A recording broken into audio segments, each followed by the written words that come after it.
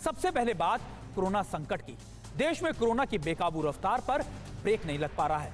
हर दिन रिकॉर्ड नए आसमान, नए केस आ रहे हैं। आज सुबह 11 बजे मोदी कैबिनेट की अहम बैठक होने वाली है, जिसमें कोरोना संकट को लेकर कई मुद्दों पर चर्चा होगी। महाराष्ट्र में हाईकोर्ट ने सरकार को 15 दिनों के लिए संपूर्ण लॉकडाउन लगाने की सलाह दी है। इसी बीच कई राज्यों में 1 मई से 18 साल के ऊपर वालों को वैक्सीन देने के अभियान को लेकर नई मुश्किल आ गई है। कोरोना महामारी से जुड़ी खबरों के लिए देखते हैं टॉप 9 कोरोना से जंग। देश में हर दिन कोरोना के केस का नया रिकॉर्ड बन रहा है। गुरुवार को 3,86,600 से ज्यादा नए मामले सामने आए, जबकि 3,500 लोगों की मौत हो गई। मौत के आंकड़े में बुधवार की तुलना में करीब 150 की कमी आई है। एक्टिव केसों की संख्या 31,64,000 से ज्यादा हो गई है। हालांकि राहत की बात यह है कि कल 2,91,000 से ज्यादा लोग ठीक होकर घर लौटे। देश में कोरोना के तेजी से बढ़ते मामले के बाद गंभीर हालत को लेकर आज केंद्रीय कैबिनेट की अहम बैठक होगी। कोरोना की दूसरी लहर के बाद मोदी कैबिनेट की ये पहली बैठक है। इस बैठक में पीएम मोदी मंत्रिमंडल के सहयोगियों के साथ कोरोना के हालात पर चर्चा के बाद कोई बड़ा फैसला ले सकते हैं। बैठक में 18 साल से ऊपर वालों को टीकाकरण पर भी चर्चा होगी। महाराष्ट्र में कल एक दिन में 66,000 से ज्यादा केस आए, जबकि 771 लोगों की मौत हो गई। इस बीच राज्य में बेकाबू महामारी पर बॉम्बे हाईकोर्ट ने उद्धव सरकार से पूछा है कि क्या पिछले साल की तरह लॉकडाउन लगाने पर विचार करने का वक्त आ गया है। कोर्ट ने सरकार को 15 दिन का सख्त लॉकडाउन लगाने की सलाह दी है। सरकार ने राज्य में आज तक लगाए गए सख्त पाबंदियों को 15 मई तक बढ़ा दिया है।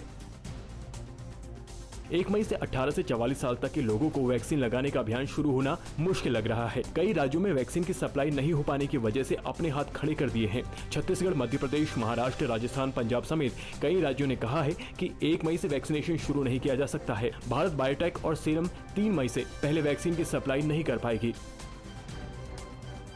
महाराष्ट्र में वैक्सीन की किल्लत होने की वजह से अगले 3 दिनों तक वैक्सीनेशन बंद रहेगा। बीएमसी ने नोटिस जारी कर कहा है कि उसके पास राज्य के लोगों के लिए पर्याप्त वैक्सीन का स्टॉक नहीं है। गुरुवार को मुंबई, पुणे समेत कई शहरों से वैक्सीनेशन सेंटर से लोग निराश लौटे। सरकार ने कहा कि राज्य में 18 साल से ऊपर के 5 करोड़ निवासी हैं। इस लिहाज से उन्हें 12 करोड़ वैक्सीन डोज की जरूरत होगी। दिल्ली में कोरोना से हर दिन मौत का आंकड़ा बढ़ने से हालात और ज्यादा गंभीर होते जा रहे हैं। गुरुवार को रिकॉर्ड 395 लोगों की मौत हो गई, जबकि 24,000 से ज्यादा नए मरीज मिले।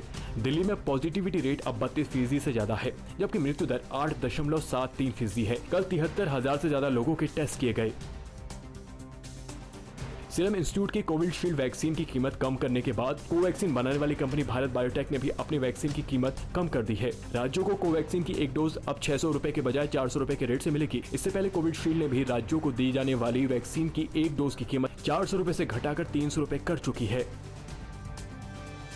राजस्थान में कोरोना की दूसरी लहर ने अब गांवों को भी अपनी चपेट में ले लिया है।